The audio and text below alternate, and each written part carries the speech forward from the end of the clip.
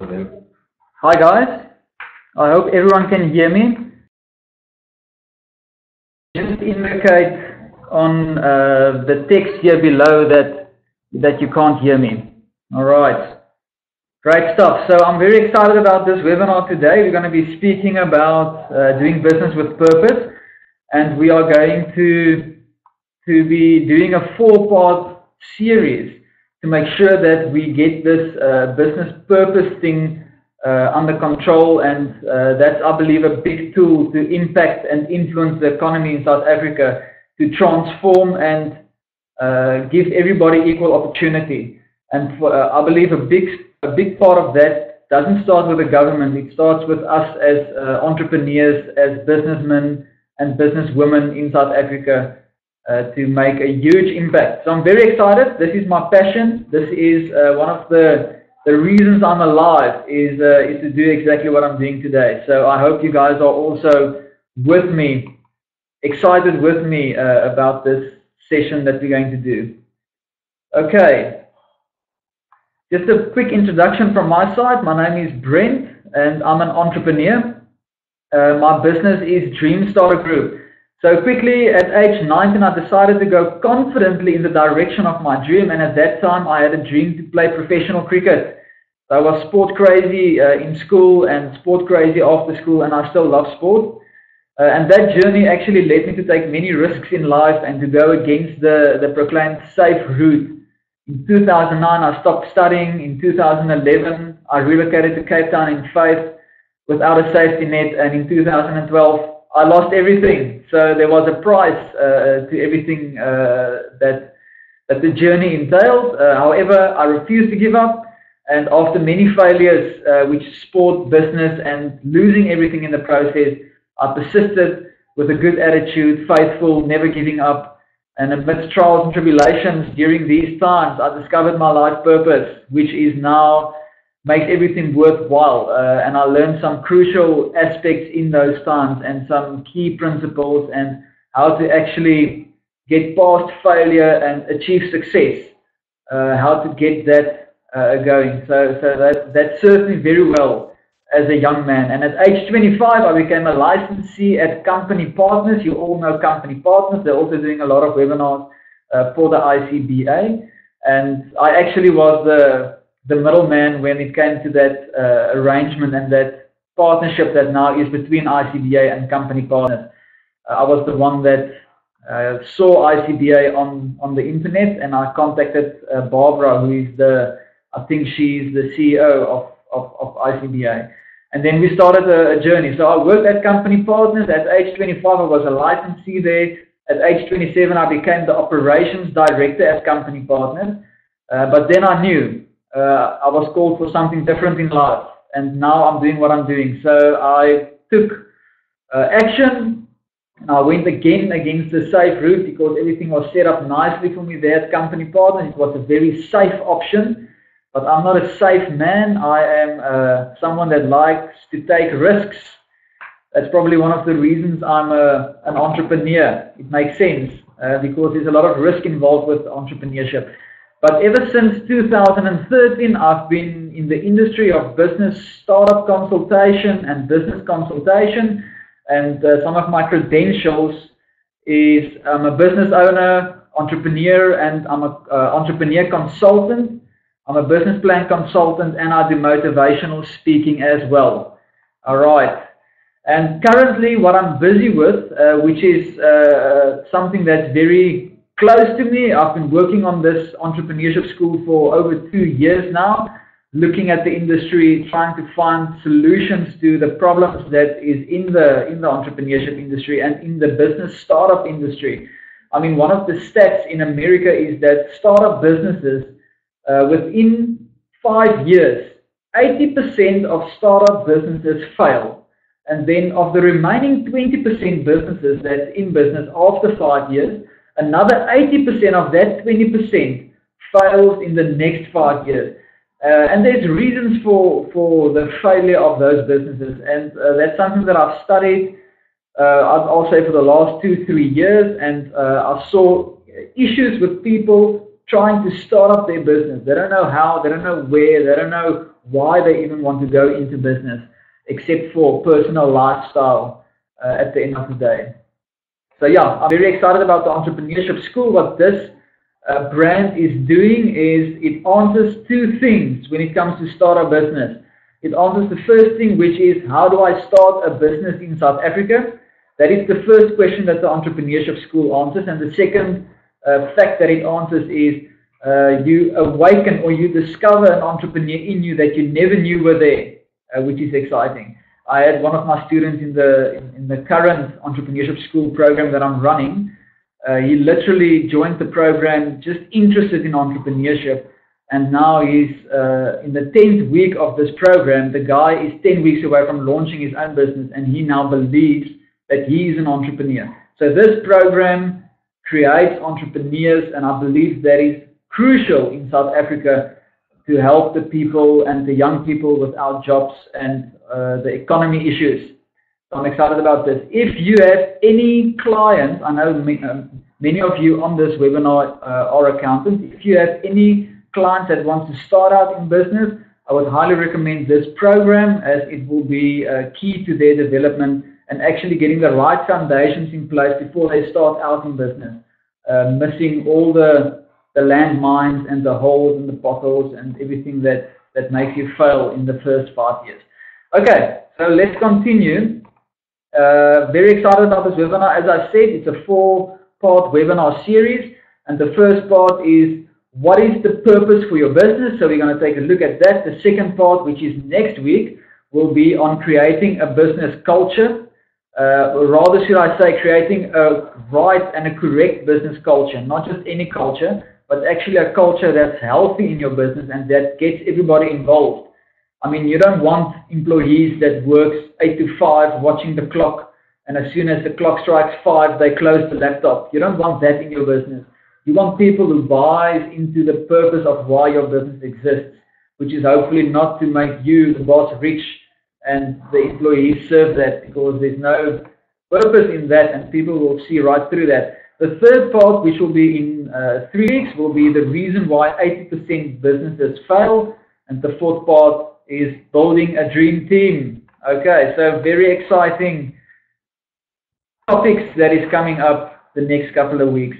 All right, so first of all, let's start with doing business with purpose. Today's session will be all about purpose in your business. What is the purpose? Why are you doing purpose? Why did you make the decision to go into business, and so on?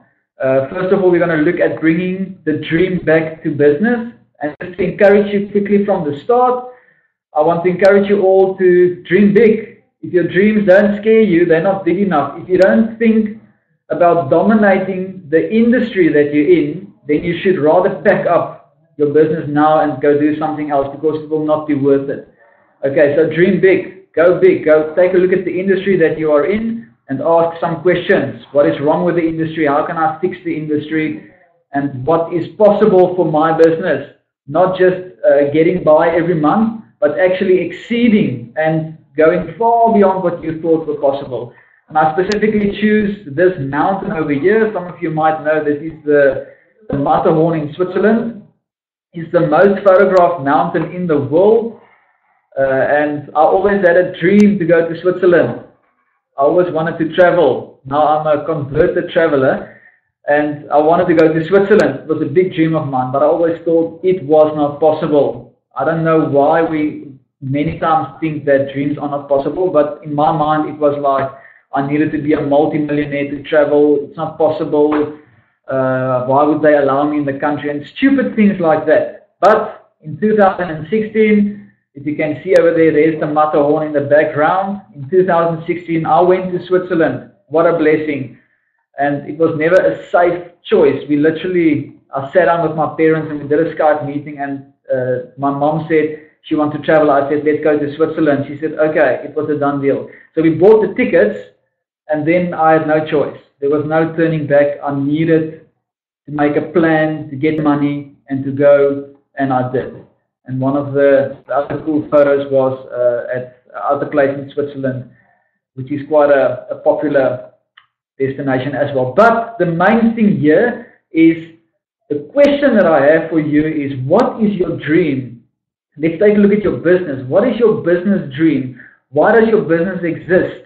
What is the end result for your business? Why are you doing business? And if you are not doing business, but you're thinking about business, why do you want to go into business? Because it is a difficult thing. Business is probably one of the most difficult things that you'll ever tackle in your life. There's issues and people make it difficult, and it's a competitive market out there and so on.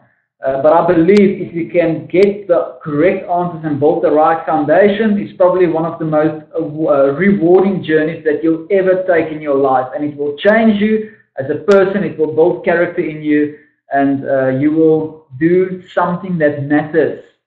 That is crucial. Okay, so I'm going to start off today with an entrepreneur is a dreamer, a visionary, someone that spots a problem and believes there are solutions to the problem. Someone that spots the problem in an entire industry and then actually goes out and solves that problem. An entrepreneur creates an organization that works, an organization that is fruitful, it produces, it multiplies, it distributes, and it dominates the industry. I see there's a spelling mistake. I apologize for that. So you get the idea of what an entrepreneur is. The question that I have is, are you an entrepreneur? Or did you only suffer from an entrepreneurial seizure? So the entrepreneurial seizure is a technician, someone that's good in the technical work of a business. He one day gets the brainwave that he's doing all the work and the boss is doing nothing. And without him, the boss wouldn't have a business. And then he wants to get rid of the boss. And he makes a decision that he is going into entrepreneurship. But the problem is, he's a technician suffering from an entrepreneurial seizure. So he knows nothing about business, but he decided that because he knows the technical work of a business, he knows a business. And those are two different things. So the plumber opens up his own plumbing business, electrician opens up his own electrical shop and his own electrician services, auto mechanic opens up his own workshop, and there they go, they start the business. And at the first sight, it's very exciting because you're working for yourself, you got rid of the boss, you can now just do what you want to do. But sooner rather than later, you realize that it's actually hard work, you don't know what you are doing, you're working 16 hours a day, which is fine for the first 6 months, but after that you get burnt out, and there's no systems in place, everything is chaos, there's no order, you try to employ people to take the chaos away, but because there's no system, the people don't know what to do, and everything is chaotic, and after 2 years, you lose your dream for the business, and you actually quit, and you believe that small business is a lie, but you never started up correctly as an entrepreneur. So we're going to look at that today. First of all, an entrepreneur consists of a certain personality. An entrepreneur is a dreamer, a thinker, a storyteller, and a leader. Okay, so the dreamer has a dream that will impact humanity and move the human race forward. The thinker has the practical vision to create a channel practically to bring the dream to life. The storyteller has a purpose, so the storyteller communicates his dream to the clients, to the customers, to the employees, to the partners, and to the shareholders. And those people buy into the dream because they believe what this entrepreneur stands for. And lastly, an entrepreneur is a leader. And I'm going to get into detail about leadership, a very quick, easy sequence that will solve your leadership problems forever. All right, how does that sound? Okay, so a manager so everybody consists of everybody consists of an entrepreneur, a manager, and a technician. Everybody consists of all three of these characters. The thing is, we always have one of these three is always a bit more than the other two. So some people are more an entrepreneur than a manager and a technician. Other people are more a manager than an entrepreneur or technician. And some people, the majority, are more technicians rather than managers and entrepreneurs. Okay, so first of all, the entrepreneur. And I just want to encourage you guys that everybody can work on being a dreamer, a thinker, a storyteller, and a leader. It is in your DNA. It is possible for you, but it takes time and effort. And I've seen during my short time that many people don't want to put in the effort. They want a result, but they don't want to put in effort. And there's not going to be a result without any effort. And then secondly, a manager turns chaos into order, but there needs to be systems in place to turn the chaos into order, that it all gets updated on systems and there's control in the organization. And then lastly, a technician, someone who does the technical work of a business. So all three is very important, but it needs to be equally balanced out between all three. You need to be an entrepreneur 33%, you need to be a manager 33%, and you need to be a technician 33%. Okay, and I've got a book here that those who are serious about taking their business and their entrepreneurship to the next level, go buy this book, people. This changed my life, Awaken the Entrepreneur Within, from Michael E. Gerber. It's not an expensive book. You can buy it on Take-A-Lot for, I think I bought it for 250 Rand. It's a great, it's like this amazing asset that you buy for 250 Rand that changes your life forever. So go buy that book and read it. This guy is, as a matter of fact, is a brilliant writer. He's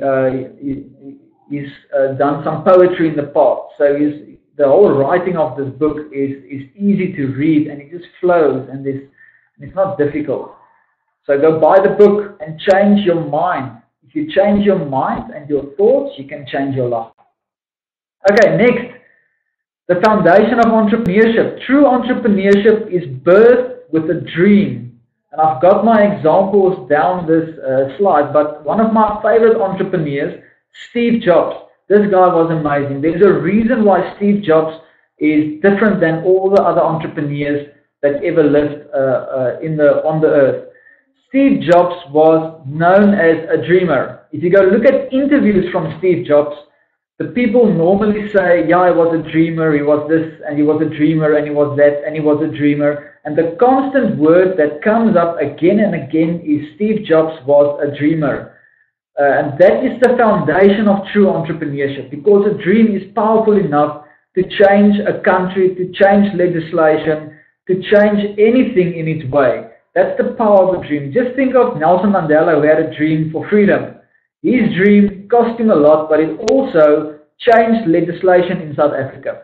That's the power of one man's dream. Okay, next, the impersonal versus the personal dream.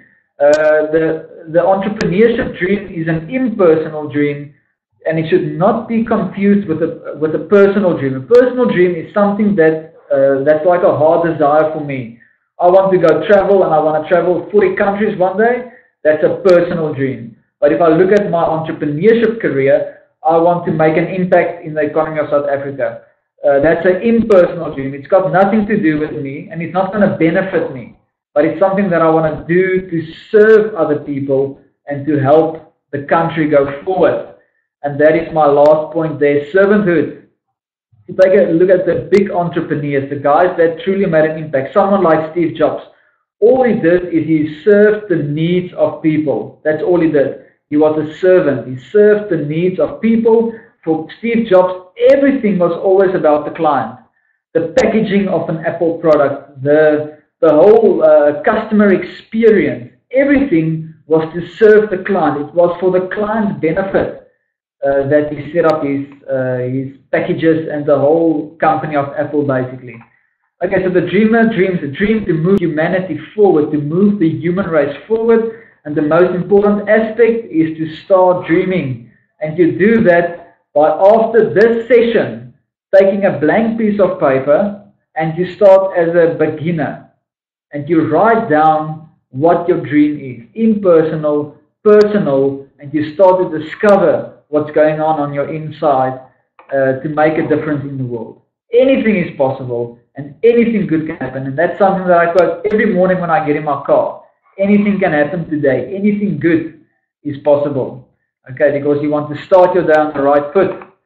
Okay, examples of impersonal dreams is the Wright brothers. First of all, I'm going to show you an example of Blake Mycoskie, who is the founder of Tom's, and also Martin Luther King.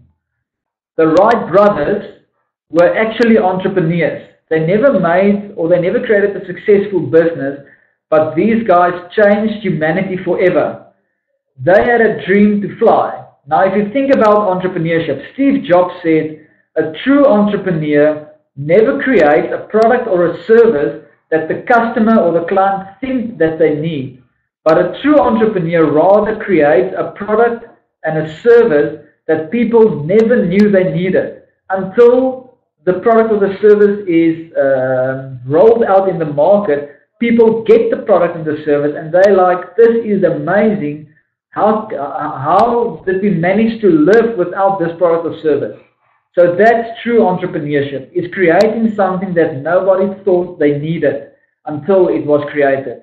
The Wright brothers wasn't asked by anyone to create a machine that flies. They had an obsession and a dream to fly. And if you go take a look at those years, it was late 1800s, early 1900s.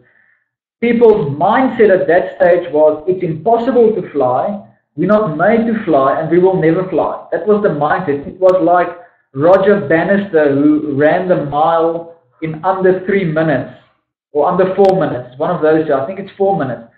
Everybody thought it was impossible until Richard Bannister ran the mile under 4 minutes, and that next year, 12 people ran the mile under 4 minutes. Because one guy went against what the status quo was for. And the same with the Wright brothers. They created something that the people never thought they needed until they created this machine that flies. Then people started to think, well, we actually need this because it's going to improve our lives and it's going to move humanity forward. Then my second favorite entrepreneur. So the first one is Steve Jobs. The second one is Blake Mycoskie. He's the founder of Tom's, which is the one-for-one movement. And sorry, I just want to go back. There's a video for you guys you can watch. You can just copy-paste that link into your browser and go watch on YouTube. That's a 7-minute video of the Wright brothers. It's quite inspiring. And I've also got a video for Blake Mycoskie, who's the founder of Tom's, that you can also go watch. This is a half-an-hour interview with Blake, and some pretty excellent principles and excellent keys is spoken in this interview by Blake and how he's building his business. Okay, so Blake Mycoskie says, if you organize your life around your passion, you can turn your passion into your story and then turn your story into something bigger, something that matters. Okay, so this guy started the Tom's movement. Unfortunately, his product is not available in South Africa. I tried to get a pair of shoes from his business a few weeks ago and they said they couldn't deliver. That's unfortunate, but what he's doing is he created a very comfortable shoe that's based on a certain shoe in Argentina, and he believed there was a market in America for this, and he took the product to the USA. And the concept of one-for-one is that for every pair of shoes sold through Tom's, they give a pair of shoes to someone in need. And what happened with this is his biggest form of marketing wasn't social media or Google AdWords or any of those mediums. His biggest marketing tool was viral marketing. And viral marketing is when someone refers a product to someone else where there is a personal referral involved and there's trust involved. And the people started to spread the story. So they'll get a bright pair of Tom's from the business, and they hear about this one-for-one movement. So if I buy a pair of shoes, then Tom is going to give a pair of shoes away to a child in need. And they would say, yeah, well, this is a no-brainer. I want to help someone else. So then they buy the shoes, and then obviously a pair of shoes gets delivered to someone who needs a pair of shoes. And then I wear my Tom's. And if I wear my Tom's, people are going to ask me, I like that shoes that you are wearing. Where did you get that? And I have an opportunity to say, this is an amazing business. Can I tell you what these guys are doing? They are giving away a pair of shoes for every pair of shoes that's sold. And if I tell that story to my friend and he's going to buy into that, the next day he'll probably go and buy a pair of Tom's because he wants to help someone who needs a pair of shoes. And that's the concept of his business. And you can see this guy is sincere. He's not looking for ways to fool people to buy his product. He really wants to help other people. Brilliant concept, brilliant entrepreneur. Go watch out his stuff. This guy is quite inspiring. And then my example of Martin Luther King is a bit down the order. Okay, we'll get there. Okay, so now you have a dream, you're an entrepreneur, you have this dream to move humanity forward in whichever industry you're operating in. You have to create the dream. That's a big thing. An entrepreneur is someone that goes and creates an organization that works. The organization works. An entrepreneur is not someone who's self-employed and struggling for 10 years. That's not an entrepreneur. And I'm sorry if I'm offending anyone who's on this session. But an entrepreneur creates an organization that works. He's not self-employed. He's not someone that just got rid of the boss because he wants to work for himself. An entrepreneur thinks further than himself, and he thinks towards other people, and he starts to serve other people. So that entrepreneur goes out and he creates an organization that works. An organization, not a one-man job. It's an organization. All right. Okay, so that's the first section of this webinar. It's bringing the dream back to business. A dream will take you far beyond what you thought were possible, and it will motivate you and inspire you to actually put in the effort and build an organization that works. The second part is now influential leadership. You need to be a leader to create an organization that works and to lead your team. So in the last webinar, the fourth one, we'll be speaking about the dream team. But before you can create a dream team, you need to become a leader that people admire and that people respect and that inspires his employees. That's the type of leader you need to become to make an impact in your employees' life, which I believe is very important.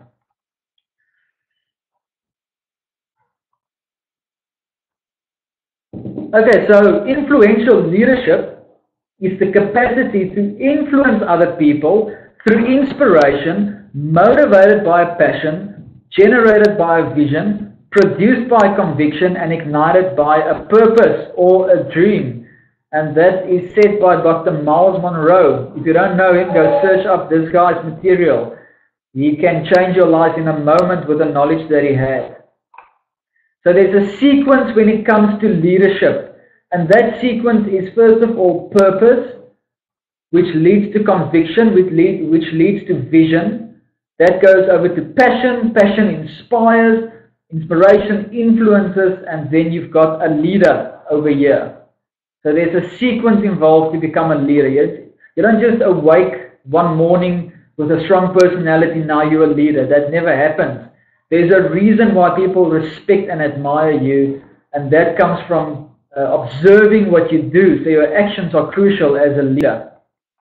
And I'm going to explain the process as follows. First of all, an individual discovers his purpose. So he discovers a dream. He discovers something that will move people forward. He discovers something that the industry needs before the industry knows that it needs it. He discovers something that becomes a dream and a purpose for him. As a result of this discovery, he develops a conviction about what he should be doing with his life on earth, as well as convictions or foundational beliefs about how he should live his life. And the best example of this is, remember that I told you guys earlier, when I started out age 19, I went to Pikke, Potchefstroom, and I studied the sports science, and I had a dream to play professional cricket. So I felt like I had a purpose to play professional cricket. Now that purpose convicted me on the inside to the reason why I was studying. Because I'm not a safe guy, I'm a purpose guy, I'm a focused guy, I'm doing what I should do, and I believe that provision will follow the vision, not playing it safe. Anyways, that's just how I operate. So I discovered a purpose and a dream to play professional cricket. And as a result of that discovery, I was convicted to the reason why I was studying. And that's the main reason why I stopped studying. Because I wanted to focus on my dream and I want to really make it as a professional cricket player. And even though that failed, it led me to something far greater than if I never took that chance. Okay, so then the conviction encourages a leader to conceptualize a clear vision that will practically bring the purpose to life. So he builds the business, he builds the model, and this model is the channel through which the dream will manifest on earth. Okay, the vision gives the entrepreneur, I'm going to call him an entrepreneur, gives the entrepreneur passion to carry out his purpose. So now this guy is passionate. And I'm not sure how many of you know, but passion is a major motivator on earth. For me personally, passion is amazing. I'm a very passionate guy, and I'm passionate about what I'm doing, and passion keeps you going. Passion is the fuel that keeps you going. And this passion is inspiring for people around you. Okay, so just go do an example tomorrow morning, walk into the office, give everybody a high five, be passionate, be happy, and be excited about the day. And you're going to see people's eyes are just going to go, what's going on with this guy? Because you're inspiring them. They are now inspired to also have a good day. I mean, your words stepping into the office about, let's say you tell the person, hey, you look great today. I hope you have a great day today, and you smile. That's going to be inspiring for the whoever receives that compliment, and he's going to be like, wow, I'm inspired. So that inspiration then influences people, and that influence, that principle of influence, that makes you a leader. Okay, that makes you a leader, because if you don't influence people positively, you can't say you're a leader. You can maybe be a boss, that's fine. You can maybe be a director, you can be a shareholder, you can be a CEO, you can be whatever. But if you don't influence people, you're not a leader. Okay, you want to influence people to make true changes in other people's lives. That is the most basic, best scenario of leadership that I've ever come across. And it's so easy to understand. And it starts, first of all, I'm going to draw it back. It starts with your purpose and your dream over here. Okay, that's a bit skew, but it's fine. Okay, the example that I want to use here is Martin Luther King. Martin Luther King was a leader because of his influence. If you take a look at the civil rights movement in the 70s, the 1970s, Martin Luther King attracted 250,000 people on one day to come to Washington, and many of the people came from the other side of America to attend this civil rights movement. That was before the days of social media. They didn't do marketing to promote the event. This was pure leadership. This guy had a dream, he had a purpose, and that dream influenced the whole America. And the people joined the civil rights movement because one man had a dream, which is Martin Luther King. And he was influential because he had a dream, as I'm just saying now. He was influential because he had a dream. So Martin Luther King had a dream, he inspired everyone, and those people got attracted to the dream and they joined him. I mean, this is serious leadership. And eventually that dream was so powerful, it changed legislation, which you can do. It's possible for you to change a nation with one dream. And his dream cost him his life because it was worth it. Okay. Now we're going to take a look at some keys that made Steve Jobs successful. Steve Jobs was a very interesting character. He was very creative. Some would say he was an artist. And this guy thought differently about business, and he thought differently about life in general. And I'm not all for Steve Jobs and some of the principles. In some cases, he was a very difficult man, manipulative, and so on. But there's a certain side of his entrepreneurship ability that I'm very fond of. I love the fact that he thought differently about business, and the quotes that he had and the principles which he lived by was something different. And just by reading his autobiography, it gave me perspective on some business principles that I never read anywhere else in my life, the way that this guy was thinking. And the first one of that is to be creative and innovative. Okay, so I've got some interesting information here about what makes us unique. Have you ever thought about the fact that what makes you unique? Why are you a unique being? It's not necessarily DNA, because if you take a look at identical twins, they've got the same set of DNA. So as a matter of fact, it should be the same two persons there everything else exactly the same. So it's not necessarily the DNA that makes you unique. But there's one thing about twins which makes them unique, and that thing is their fingerprints. So a twin is differentiated from the other twin through their fingerprints. And that fingerprint represents the work of your hands. Okay, so what do you produce with your hands?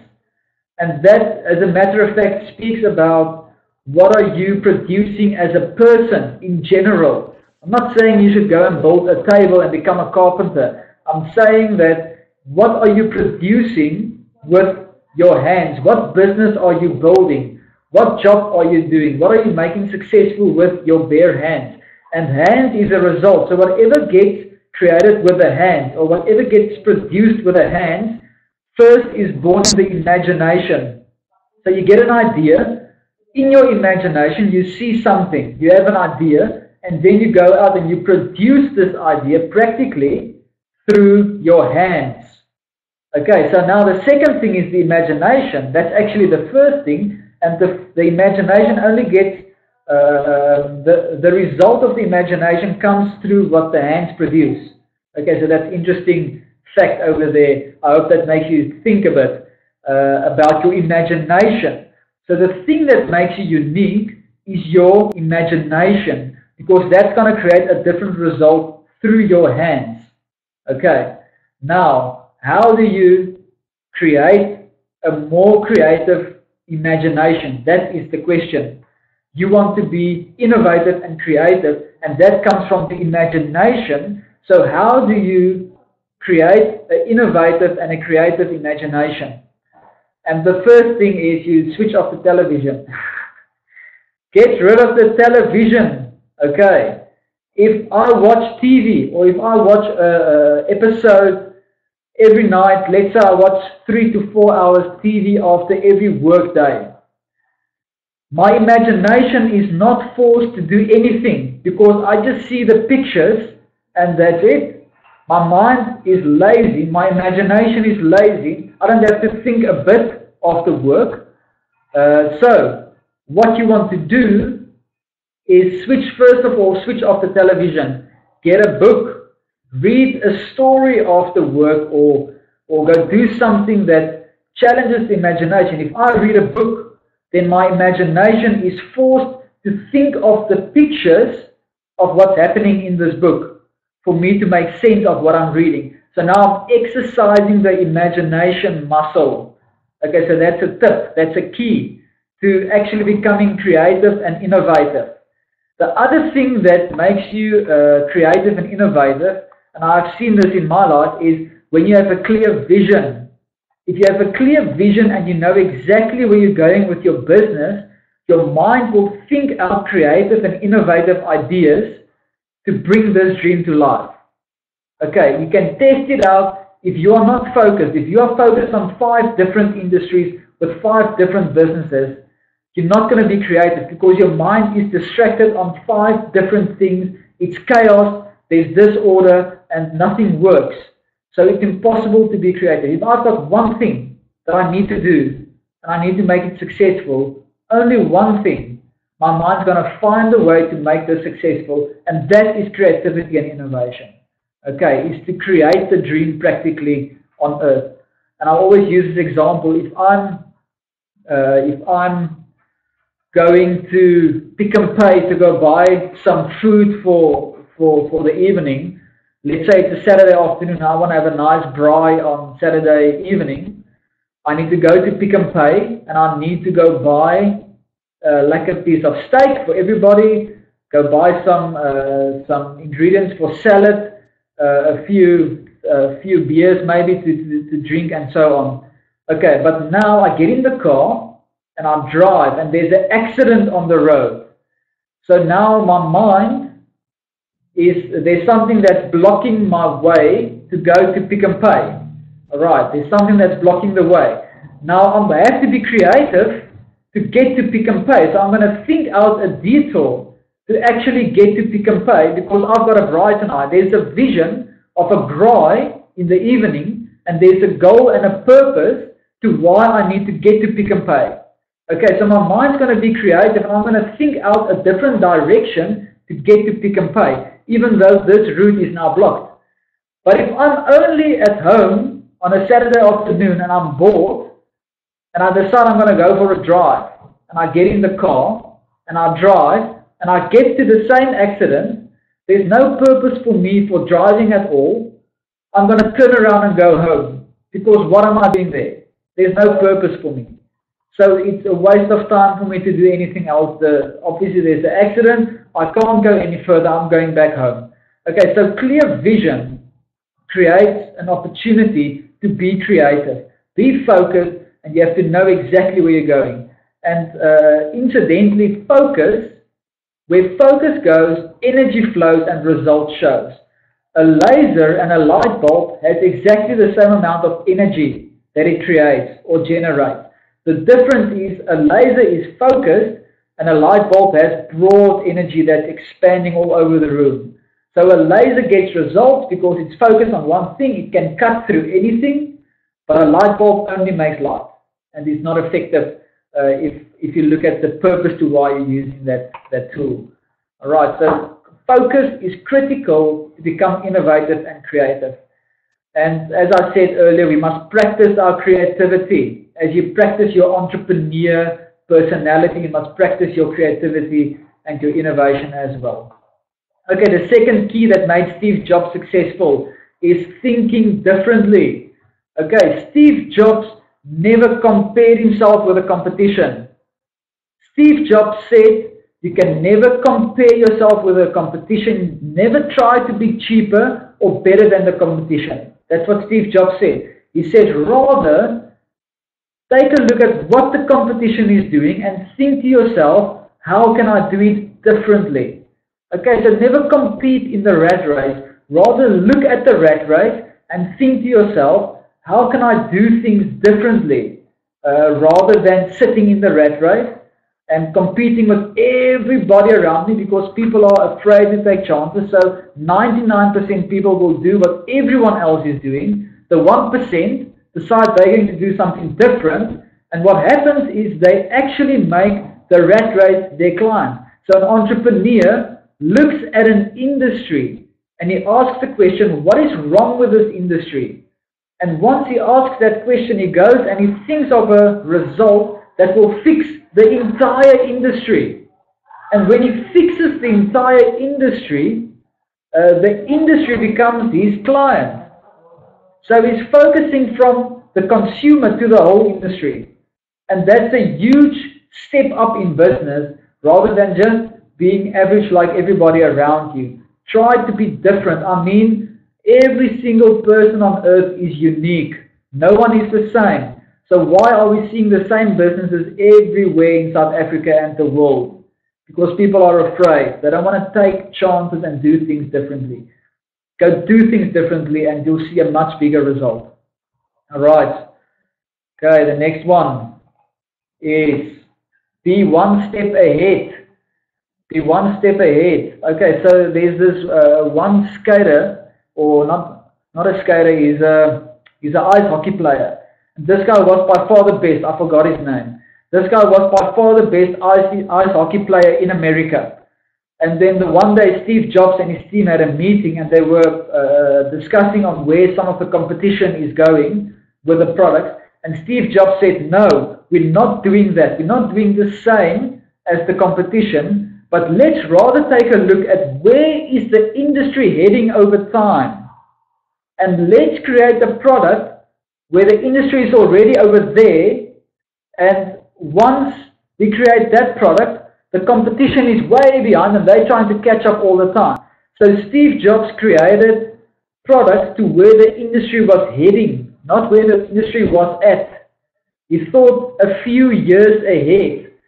And the example that I'm going to use here is in 1982, while they were creating the first Macintosh. Steve Jobs took his team to a retreat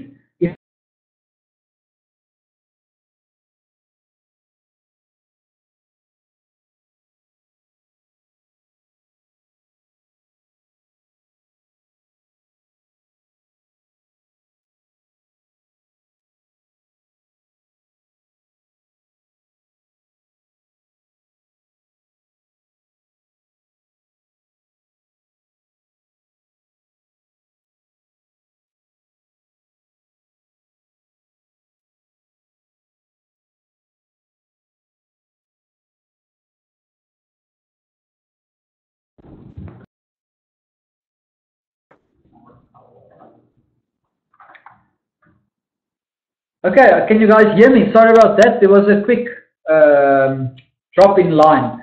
Okay, so as I was saying, where am I now? Okay, Steve Jobs had a dream in 1982. Now I want you guys to think of this because this is huge.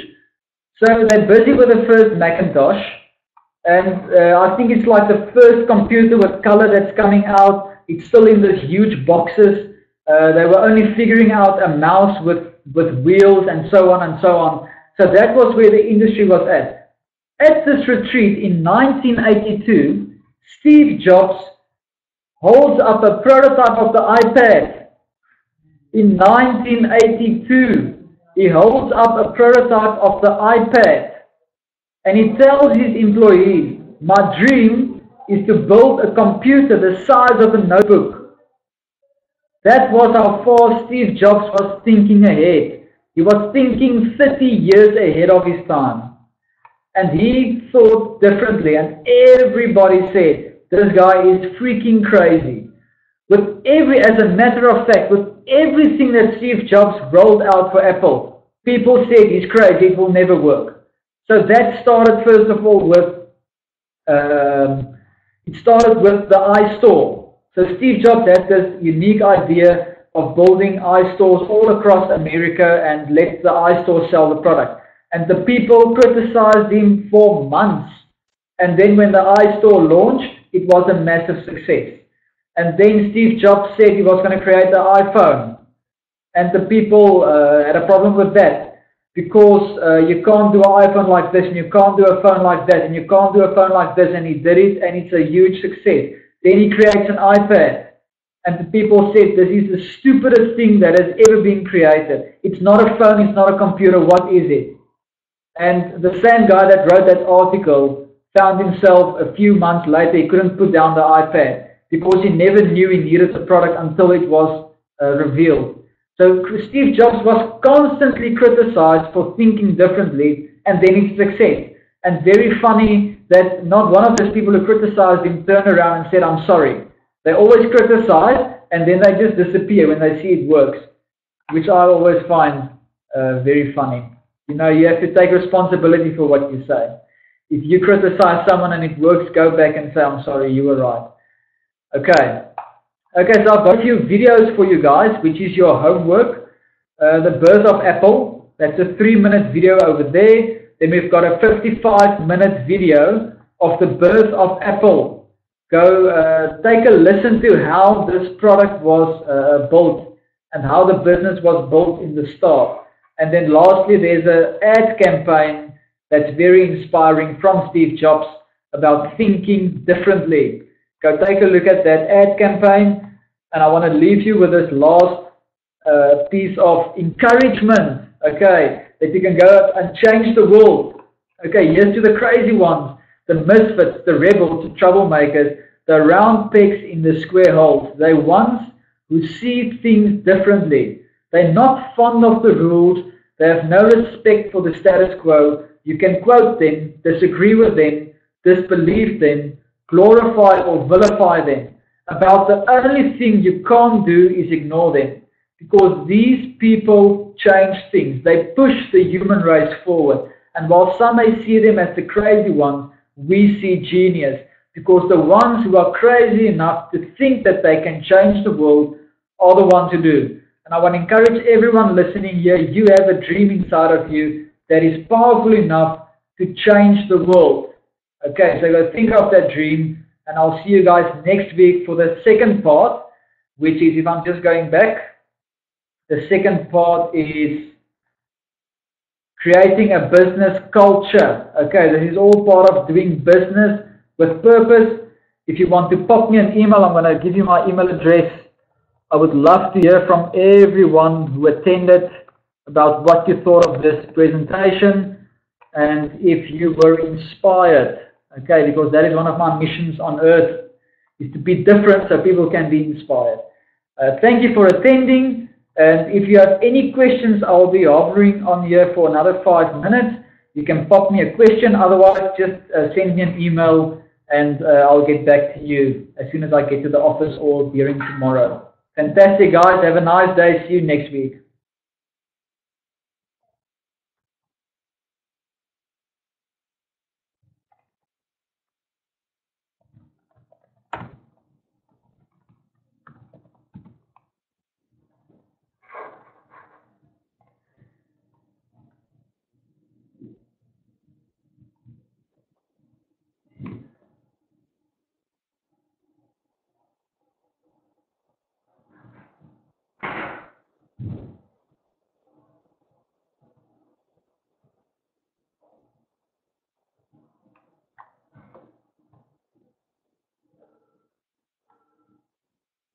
Come see, it's not coming any questions through, so I'm going to just hit the mute button.